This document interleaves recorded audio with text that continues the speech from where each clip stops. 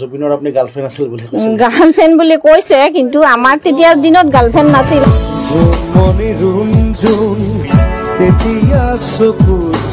জোনমণি গগৈ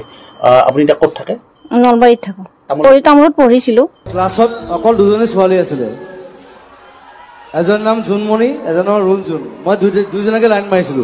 তেতিয়া কেনেকুৱা কথা বতৰা আছিল জুবিন গাৰ্গৰ তেতিয়া তেওঁতো গহীন গম্ভীৰে আছিল তামোলপুৰ মই যিখন স্কুলত পঢ়িছিলো তামোলপুৰ হায়াৰ ছেকেণ্ডাৰী চ' ক্লাছত অকল দুজনী ছোৱালী আছিলে এজনৰ নাম জোনমণি এজনৰ ৰুণজোন মই দুজনকে লাইন মাৰিছিলো সেইকাৰণে লিখিছিলো জোনমণি ৰুণজোন তেতিয়া চকু নিভা যাবে